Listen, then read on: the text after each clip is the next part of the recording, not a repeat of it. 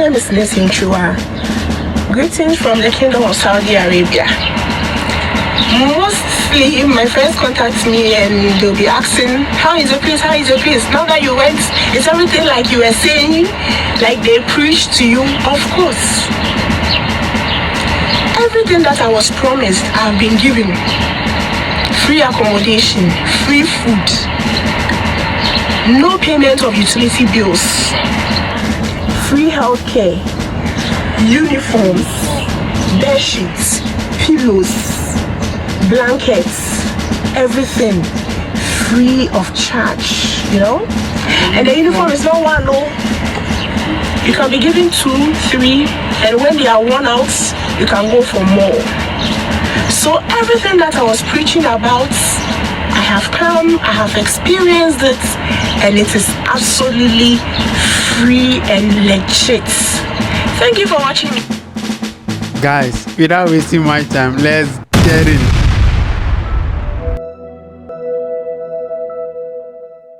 Hello, can you briefly introduce yourself? Okay. First of all, thank you so much for this opportunity and platform and to talk about migration to Saudi and also about myself. I'm very grateful for this opportunity. My name, as you may already know, is Nurse Antwiwaa. Originally or formally, my name is Elizabeth Antwiwaa, but on socials, TikTok and Instagram, Facebook, I'm Nurse Antwiwaa. Okay, so I'm a registered nurse and I attended Secondary Nurses and Midwifery Training College for my basic nursing education. And then I moved to the Central University College for my first degree in nursing. From there, I went to the University of Cape Coast for my master's degree in nursing. And I also did ophthalmic nursing program at the Kolebu Ophthalmic Nurses Training College. I also went back to UCC to do my postgraduate diploma in education. I'm a lecturer at the Wisconsin University College, Agbogba, Accra. And I was also a registered nurse and an ophthalmic nurse at the Kolebu Teaching Hospital. And at the moment, I'm working at the Kingdom of Saudi Arabia as a registered nurse. Wow, you have a lot of portfolios under your belt. Now tell me, what motivated you to move to Saudi Arabia in the first place? Because we hardly hear of nursing in Saudi Arabia until recently when you started being vocal about it on TikTok. Well, the first motivation was the ability to explore the international nursing experience. Okay, being a lecturer and also working at a teaching hospital, sometimes you feel you have achieved it all, and again you want to also know what is at the outside world. Are you being up to the task with your nursing education, your practice as a nurse? You want to know what it is done internationally as well. And also, of course, from peer pressure, a colleague introduced me to the Saudi pathway, and I will always be grateful to her. She doesn't want me to be mentioning her name, but you know, she's Janet anyway. I'm grateful to her. God bless her. All right. Thank you, Janet. Thank you for this opportunity. Now, I want us to jump straight into the benefit because before this interview, I went through your videos. I learned about all the benefits that you guys are enjoying. And I really like the one you said, we are giving uniforms. It's not just one uniform. So can you briefly tell me about some of the benefits as a nurse you enjoy in Saudi? And also let me know if this applies to midwives as well. Okay, so all the benefits that we are enjoying applies to nurses and midwives and even other healthcare professionals. Okay, so for you to enjoy all these benefits, you need to come through the right way, through the right agency, the right pathway, and the ministry have all these benefits for you. Some of the benefits are free housing accommodation, okay? And the housing is fully furnished. Everything is inside: bed, wardrobe, furnitures, gas cookers, everything. And you don't pay utility bills for water, light, and everything. You don't pay.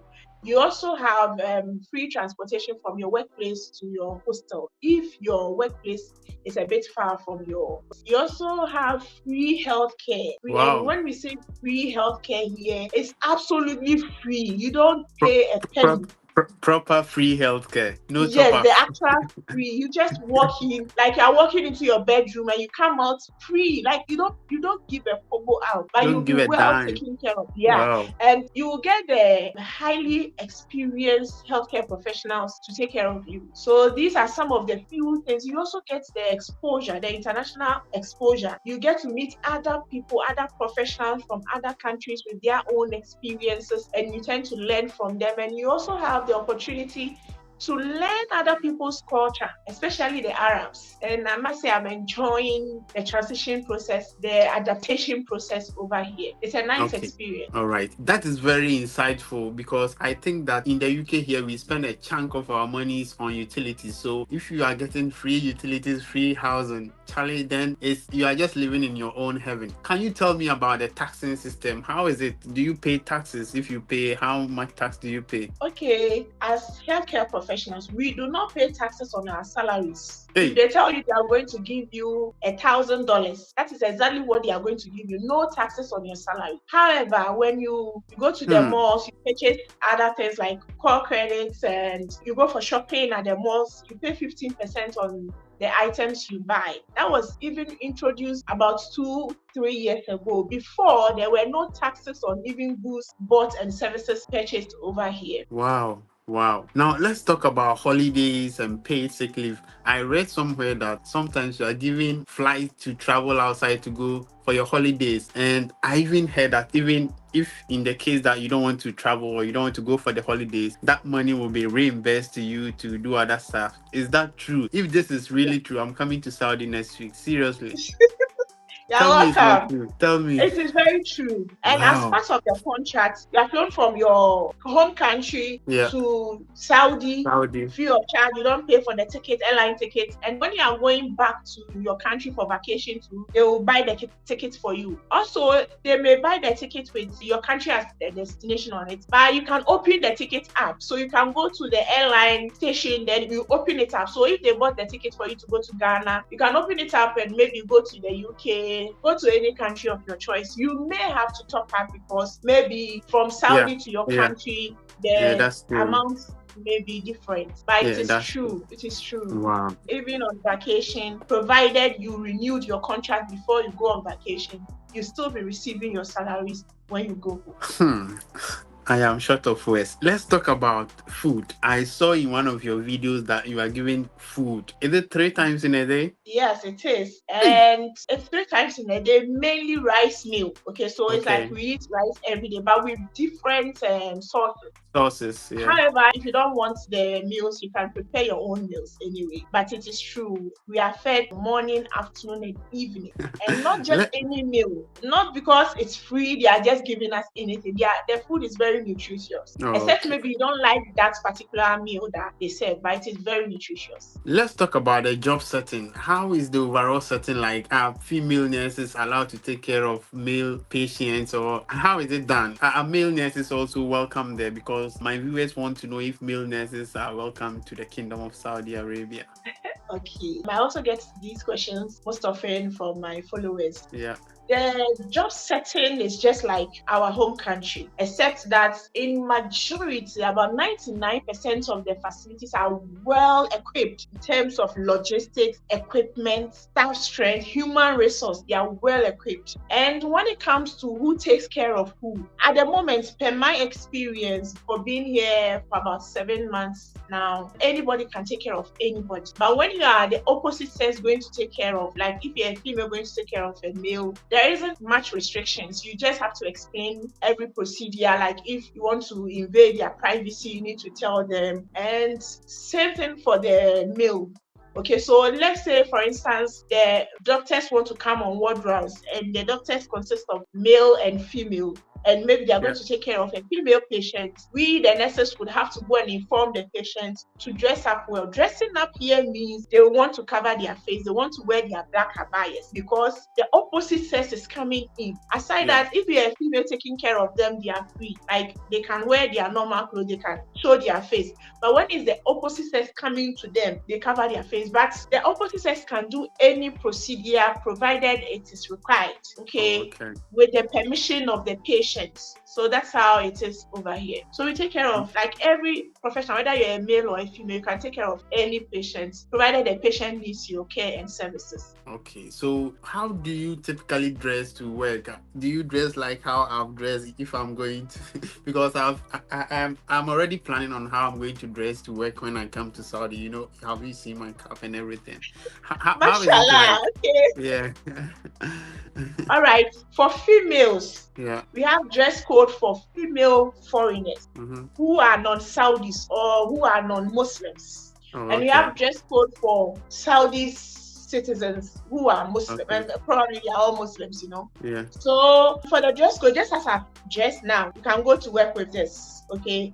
But it's also dependent on the hospital. So at my hospital currently, I can wear what I am wearing now, but I need to wear a lab coat, which is white on it, okay? But in some other facilities, this is good to go. So you need to wear inner. Your hand shouldn't show, okay? In Ghana, I can just wear this scrap without any inner. Like the inner can be invisible, okay? Yeah, that's but you need to cover up to your waist. Okay, and with the Saudi nationals too, they wear the headgears, but mostly it's black. We wear white, or you can wear anything inner. Then the outward must be white, and they cover their face, showing only their eyes for the females. But for the males, you can wear any formal dress with a lab coat on it with your name tag, showing that you are this type of healthcare professionals. Okay, let's talk about the salary system, because free tax, free food, free everything, basically it means that you are going to come home with a very fat salary. Tell me about the salary package in Saudi.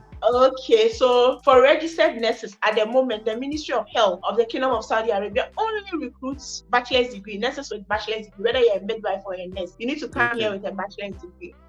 And when you are coming here with a bachelor's degree, you are paid based on the date on your certificate. So let's say you completed school in 2020, and 2020 is written on your certificate. So from 2020 up to now, you have a 5 years experience, and your basic salary is 4,190 Saudi riyals. That's the basic. Then you have allowances for your years of experience. Every year you are given 295. If you are coming from a developing country like Ghana, 295 Saudi riyals per year as your allowance. And if you are coming from a developed country, I think it's 695 or 675, something like that, Saudi riyals. So you may all be coming from the same country, but you may be receiving different salaries because you don't have the same date on your certificate. So the older your certificate, or the more farther away the date on your certificate, the more money you will receive. Each year when you renew your contract, your salary goes up. Like they add another year of experience in terms of money to your salary. All right. That's very insightful, because the other day I was arguing with a colleague. He was saying that in Saudi they sideline people from underdeveloped countries or developing countries like Ghana, and they pay those in developed countries more. So this explains the overall salary differences as well. Now let's talk about Let me come in with this one. So you may be a Ghanaian, but you may be having a British passport or an American passport. You will be paid as someone with developed countries. Yeah, so it depends on your passports. Oh, okay.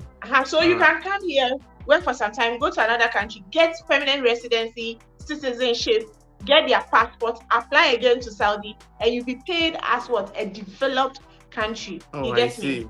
Yeah. So to explain things, they don't pay according to your skin color or anything. They pay according to your experience and passport. Exactly. Yeah. Okay. That's fine. That's fine. It makes sense anyway, because they think that from experienced countries or developed countries, you have the experience. So maybe that's what they think. Now, let's talk about... Yes, you are exposed as well.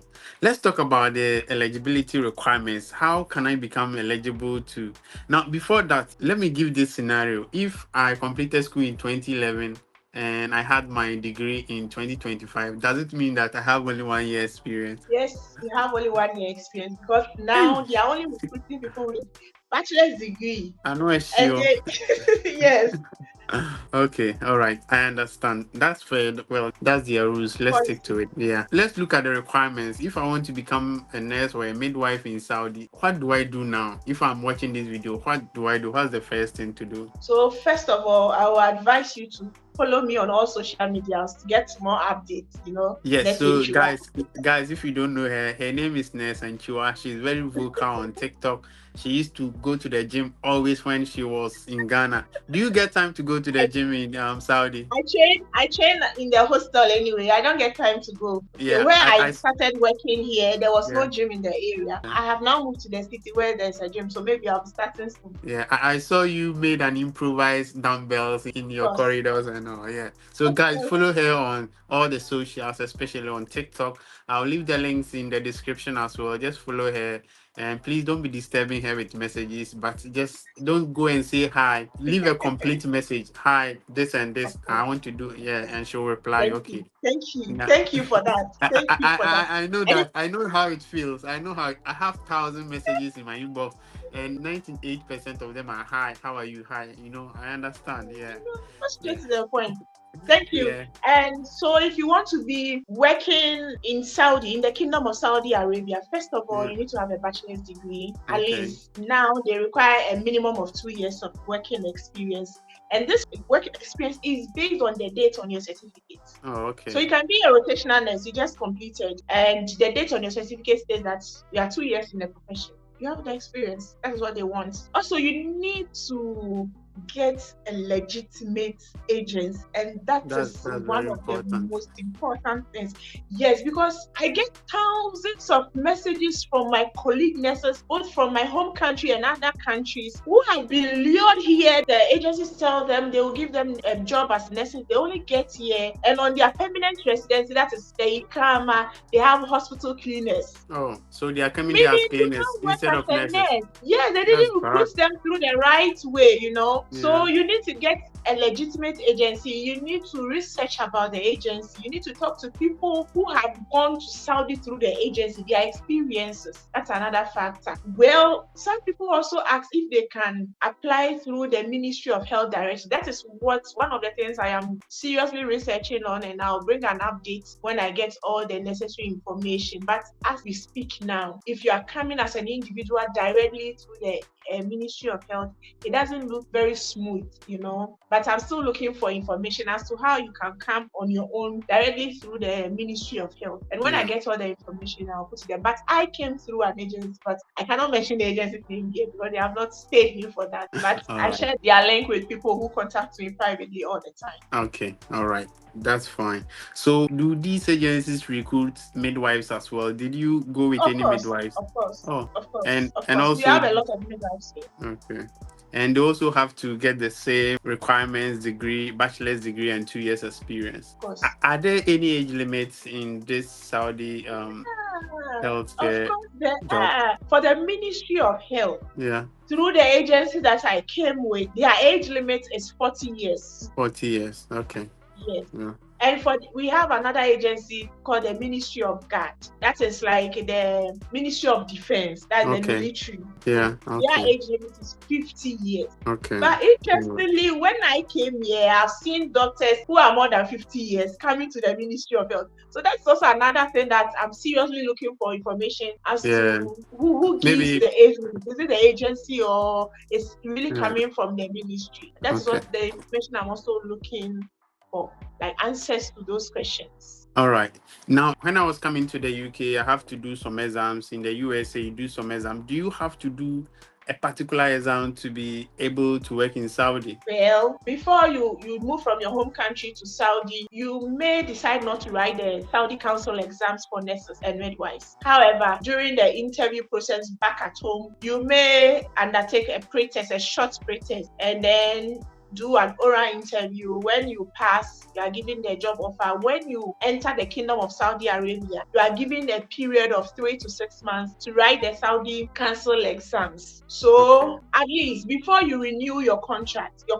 ends, you should have written the Saudi Council exams and passed. And you only have 3 chances. Oh, okay. All right. Is it the same as... those 3 chances, you can never write again. Oh, is it difficult? Well, when it comes to exams, the level of difficulty depends on a lot of factors. It also depends on the individual going to write, how prepared the individual is. Yeah, that's true. From experience, I think if you work here for some time, a month or 2, and you are very vigilant, ask questions, you pay attention, most of the questions are practicals. The way we practice nursing here in Saudi, it's the exact question they ask in the exams. And you need to also read, there are apps that have similar questions, not the same, but very similar questions. that you can Okay. be going through to acquaint yourself with the nature of the exams and the questions they ask. Is that exam the same as a Prometric exam? Because I keep hearing Yeah, Prometric. yeah, Oh, okay. yeah. All That's the right. All promotion. right. Yeah, I learned it from your, I've been going through your profile before this interview. I want to Oh, get a thank you. gist of, yeah. Now, okay, before we go on to the work schedules and everything about the work itself, do you mainly have two employers, Ministry of Health and the National Guard, you said? No,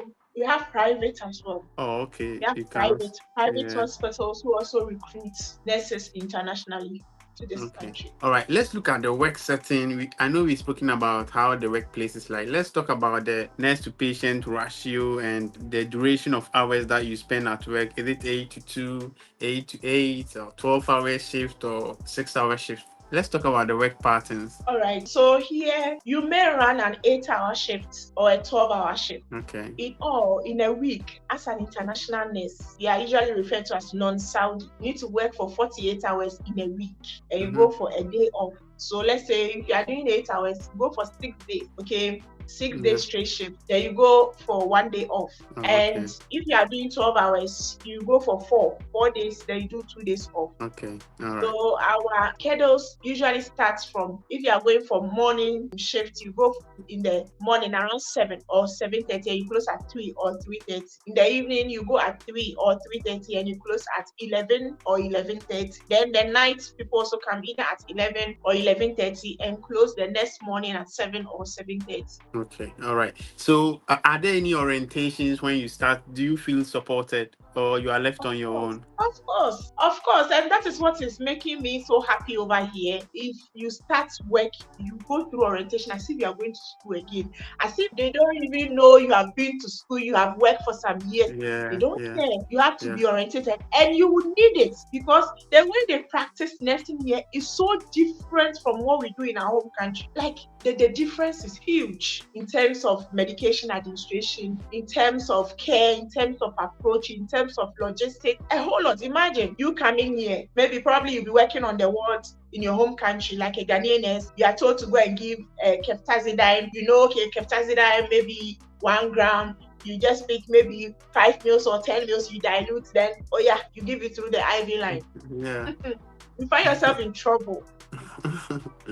Facilities here, you need to put it in 100 mils normal saline and you give. Others too also say, okay, mix it, dilute it to the highest level. Maybe if after mixing the drug, you get 1 mil as a dosage, dilute it further to 3 mils or 4 mils and give it to the child slowly or the patient slowly. Wow. So everything is done differently here. And you need to take your time and learn. Don't come and be boasting as if you have a lot of experience or you know everything. You land yourself in trouble without knowing.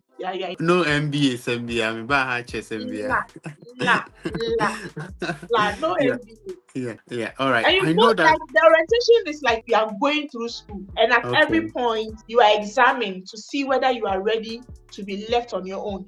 And after the orientation, they don't leave you totally on your own. Even though they may give you patients, they will attach you to a nurse who is experienced here. So as you'll be working hand in hand with that nurse and ask questions like nobody's business. The least doubt, ask questions.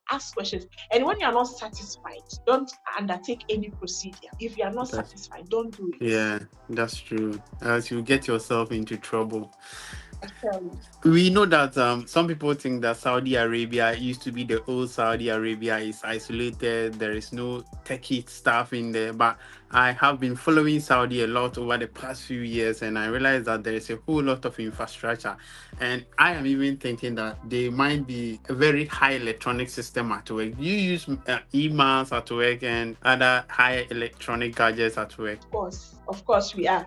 And even, let me chip this in, before I came, anytime I Google about Saudi, I see bare lamps. Deserts. Desert. Like, you don't see any modern infrastructure here, but I tell you, I was shocked to my bone when I stepped foot in this country. My dear, they are fast developing. They are fast developing, and they have high-tech technology here, high-tech. Over here in our entry system, we use the Acuse. Other hospitals we use OSIS, and it is like high-tech. Everything is on the system for you to do. All right. to the point that when patient refuse medication, you don't even need to bring any hard copy paper for the patient to sign that refuse. The patient can sign on the computer. And this morning when I went on duty this morning, the patient had to sign refusal form, and the way the patient even signed on the computer, she was even laughing. And the technology advancement in technology. It's so interesting. And it's not about the work alone. Over here, do you know that when you even have a bank app on your phone, anytime you want to open the app, you need to key in your password. And when you key in your password, they'll send you a code to the number with which you registered or OTP, open the bank account with. OTP. And if you don't have access to that phone or that number to retype the OTP in the app, you cannot open your own bank app. It's the same here. These are online thing that you do. There's something called OTP. If you miss it, you don't have access to your own information. Do you have to be able to speak Arabic, or how do you communicate with your patient? Because I saw in a video that you were saying. It's a very interesting question, First of all, let me say I admire the Arabs so well. They have names for everything. Sometimes before I came here, I thought I knew my own language. I can speak Akan very well. But I tell you, there are certain things in Akan that I don't know the Akan names, like air condition. Fan, I don't know the Akan name for it. But they have names for everything. Fan is born from. Okay, thank you for that. And what is air condition? Born from you. Yeah, they have name for everything, even antibiotics. In Akan, how do you say antibiotics? Oh, they have name for everything. Be specific. I admire, I just like the way their language is. And also, back to your question, when you come, you are given something like a pamphlet and a soft copy of Arab to English translation that you need to be learning, some few common medical terms that you'll be using at the hospital, and some common questions that the patients will be asking you. And as you interact with them, everywhere you pass, there's Arabic. Everybody is speaking Arabic. The least you can hear is English. So you learn it by tender by fire. And usually they will pair you with someone who speaks Arabic all the time. There can't be a moment on your shift where none of you can speak Arabic. That is haram. And even here now, if you're a foreigner, before you are given any higher position, you need to be fluent in Arabic. So you will learn it anyway. And also, even for the nationals, Saudi nationals, before you are given any higher position, you also need to be fluent in Arabic and English for the sake of the international professionals that you'll be meeting. Okay, so we are all learning. And one interesting thing is sometimes patients will be very mad at you, speaking angrily at you, and you just calm them down and say, Mafi Malu Arabic, I don't understand what you are speaking. And suddenly they will start smiling and laughing with you. Really? You don't understand Arabic? Inshallah, you understand. And sometimes, the patients we see are usually the same people we meet all the time, especially when you are in the indigenous areas. So at the point when they come and they realize that you are now picking up the Arabic, they get so excited. When you're not even talking to them and they hear you speaking the language to someone, they will come, Mashallah, Elizabeth can speak Arabic. Mashallah. It's easy to understand unless maybe you are not willing to learn. All right, that's fine. Let's talk about the cost of living. So the cost of living here, it will surprise you that it is affordable, or you can afford some every basic thing, and even higher level, things that back at home, before you buy, you have to think about it. You have to put pen and paper, do some serious calculations before you purchase them. Being a registered nurse here, with the salary you'll be given, you'll be very comfortable, very comfortable. And food is also cheap, and most of it, you get the food in their fresh state.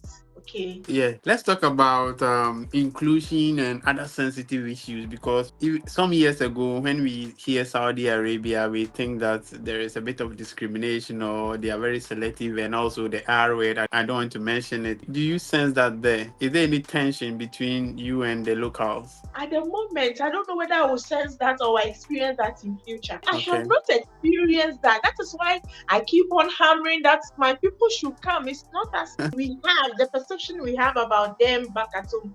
It's totally different. The Okay. Arabs are the sweetest people you can have as your friends Okay. or working colleagues, and it will surprise you that people who give us tough time at work are usually foreign. Okay. All right. That's fine. These Let's. are the WBs type, like they don't care about you. Why would that person come and hate on you? For what reason? For salary difference or for what? For what? I mean, All right. last night, for instance, I went on duty with one of them and it was a lovely shift. I was there, she just called me. She's ordering something online, meals for our shift. What do I want? I should pick what I want. And I was, this is nice. It's even that I cannot afford the meal, but someone just thinking about you, like how you're going to sail through the shift smoothly. And she was always like with me to help. She like I don't even call her to help me. She just come, do you need my help? Should I help you? Let's do this. Like we work like a team. Okay. So All right. I have not seen any racists here. Or All right. yeah, Yeah. there's nothing like that. All right. I've really enjoyed this conversation. I don't know what else to ask again. Are there any family visas? If I want to move with my family, will I be allowed to move with my spouse? Of course, you can, Oh, but your spouse may have to look for a job on his or her own. Yeah, of Your course, visa yeah. can cover them, but when they Yeah. come, they need to look for their own job. And education here, schooling here is free if you have the permanent residency as a nurse. Yeah. But maybe you may not want the Arab school, which is mostly the free ones. But if you Yeah. want your children to have the international education, there Yeah. are also a lot of international schools over here. Do you have any advice? If you want to bring your family and you don't want to live in the government hostel, you can tell them when you are renewing your contract so that they will give you the accommodation money so that you rent on your own so that you can stay with your family. Okay, and that is about 50,000 riyals every year. And out of the 50,000, you can spend like 10,000 for a year on a decent 2-bedroom accommodation. Every facility, like everything inside, amenities inside. So you can save the 40,000 for yourself for other things. And if you are not living in the government accommodation and they give you the accommodation money, they also add your feeding money as well. Because now you are not eating from the government or the government is not feeding you. So they will give you a percentage of your salary every month as your feeding allowance. Okay. So I wanted to ask you if you regret moving to Saudi, but from the conversation so far, I won't even ask. Apologies. This is one of the best decisions I have made as a nurse, and I don't regret in any way. In fact, I wish I could have come earlier. I can sense that. Do you get a chance to go to church, and what happens on Fridays as well? Okay, over here, you can have meetings like church meetings in an enclosed area or in a house or a room, but you need to respect the laws of the country. No noise making, and like even sometimes before they interact with you, they will ask you, are you a Christian or a Muslim? And they are cool with it. Nobody will pressure you to become a Muslim. Nobody will force you to become a Muslim. But they become so happy when you are respecting their culture and when you are giving them their space to be them. Okay, that's fine. Just recently, one of my colleague workers who is an Arab just asked me, Elizabeth, you're a Christian? I said yes. So based on how I've been relating with you, do you think I'll go to heaven or I'll go to hell? And I was so happy with that question, you know. They like appreciating or accepting the fact that we believe in heaven and hell. Okay, so like having that conversation with you makes you feel relaxed. Yeah. All right. Let me go on to my last question. Right. And after that, I'll ask you the advice that you have for people who want to relocate. Are you looking to stay in Saudi for a very long term, or you plan on relocating to any Western country in future? You can decide not to answer. At the moment, I'm living my Saudi dream. Allow me to enjoy Saudi before thinking about something. At the moment, an Arab nurse, and let's accept that. I'm All living right. my Saudi All dream, you right. know. All right. All right. So, in case you change your mind and you want to relocate to the US or Australia or Canada and you want to write Enclaves, contact Enclaves Pro Solutions. Okay. They will get you Iowa, sorted. All right. Iowa, Now, Iowa. Thank you. yeah. What advice do you have for anyone who is dreaming of relocating to Saudi? Just tell them what you will tell them as a sister. Okay, be bold, come, know the laws of the land. Make sure you don't go against the laws of the land. There's Okay. nothing like I'm sorry. I beg you, forgive me. But when you do the right thing, you are appreciated for doing the right thing. And also, this is hard for me to say, Yeah. but have it at the back of your mind that sometimes coming here, the people that will give you tough time are the foreigners, not the nationals. Oh, you are your own people. Your I own people tell will you, mafia you. I I understand. It's tell you, everywhere. It's everywhere. I tell Yeah, you. yeah. It's everywhere. So, all right. Thank you, Nurse Antwiwaa. This has been so educative. I was looking at a maximum of 30 minutes, but we can talk till daybreak because I've seen that you are enjoying your life in Saudi and you are making the most out of it. So, guys, she Yeah. is very loud on TikTok. You can go into her DMs. I'll leave it in the description. Click on it. Go into her DM. Please don't type hi. How are you? How is Saudi? My name is I want to be your friend. no, just go straight to the point. Hello, my name is Yeah. Zinabu. I'm relocating to Saudi. Any advice? Just leave a full statement, please. Okay. And also, please subscribe to my channel. If you become a channel member, you enjoy so many benefits. So please subscribe to my channel and take good care of yourself. As nurses, you don't have to stay in the comfort of your zone. Just explore, go to other countries, go to other nations and see how nursing is practiced. That does not mean that you are neglecting your country because in Ghana, every year we produce not less than 14,000 nurses. So you can imagine the nurses that is coming into the system. The government cannot absorb all of them. So this is a good chance to relocate. If you are a nurse, the only thing that will limit you is not learning. If you are able to learn or connect with the right people or be able to expose yourself, you'll get to wherever you want. My name is Manuel. She is Nurse Antwiwaa. We thank you for your time. We'll see you in the next video. Bye. Okay, Manuel, thank you too for your good work. And I also All right. admire the way you are always enlightening our Ghanaian nurses, especially about various international pathways. Before, we didn't have Ghanaian nurses doing that. Anytime you go online, it's about foreign nurses talking about international migration and other things. Yeah. Having people like you, like, gives me so much hope and joy seeing you all the time guiding the young ones. Because if we don't do, they want to travel anywhere and people will take advantage of them. Yes, So that's giving true. them the right direction, I think you're also doing a good job. Thank All you, right, and thank you. thank you for being patient with me. Like, All right, thank this interview has been postponed like 500 times. Yeah, but it's thank good you. because we got the best out of it now, and I'm happy about it. And I'm happy that you are having fun in Saudi. All right, Yeah. we will meet again. Okay. Okay. Thank you for having me. Thank you. Bye. Inside one